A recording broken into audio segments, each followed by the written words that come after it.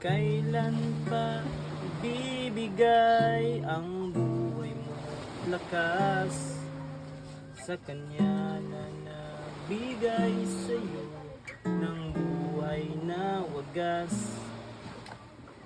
Ang pangalan niyang banal, kailan niya hayag?